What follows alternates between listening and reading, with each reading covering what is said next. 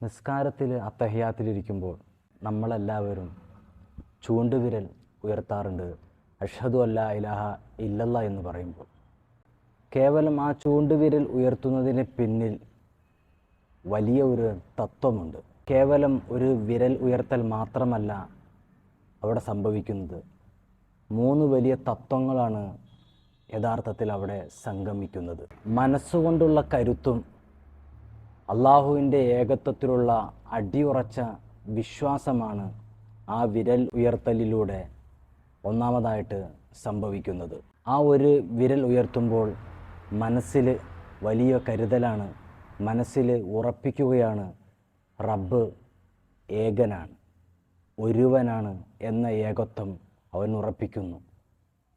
ലോകത്തുള്ള എല്ലാ ചിന്തകളിൽ നിന്നും മാറി റബ്ബിലേക്കുള്ള ചിന്തയിലേക്ക് അവൻ വരികയാണ് ആ ഒരു വിരൽ ഉയർത്തുന്നതിലൂടെ. രണ്ടാമതായി, ആ വിരൽ ഉയർത്തുന്നതിലൂടെ ഹൃദയം കൊണ്ടുള്ള കരുത്തിൻ്റെ ഒപ്പം നമ്മുടെ നാവുകൊണ്ട് പറയുകയാണ് ഇല്ലല്ലാ, അല്ലാഹ് അല്ലാതെ മറ്റൊരാളും ഇല്ല.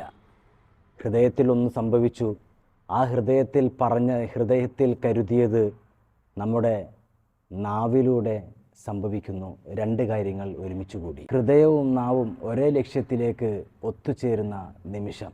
മൂന്നാമതായിട്ട് അവിടെ വിരൽ അനക്കൽ എന്ന പ്രവൃത്തിയിലേക്കെത്തുന്നു.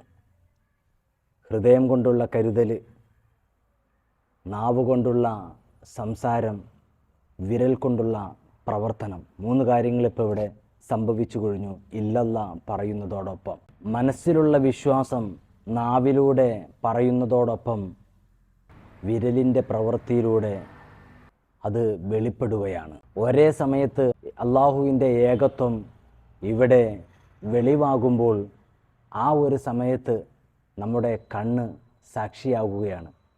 ഇല്ലല്ലാ പറയുമ്പോൾ നിൻ്റെ നോട്ടം ആ വിരലിലേക്കായിരിക്കണമെന്ന് ഇമാമിയങ്ങൾ പഠിപ്പിക്കുകയാണ്. യഥാർത്ഥത്തിൽ അള്ളാഹുവിൻ്റെ ആ ഏകത്വം എന്ന് പറയുന്ന സമയം ശരീരത്തിലെ മുഴുവൻ സിസ്റ്റവും ഒരേ കേന്ദ്രബിന്ദുവിലേക്ക് ലക്ഷ്യമിടുന്നു.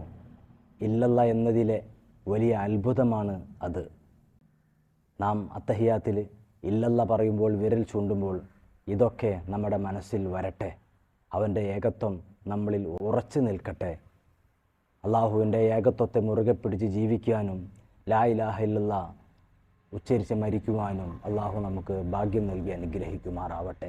ആമീൻ യാ റബ്ബൽ ആലമീൻ.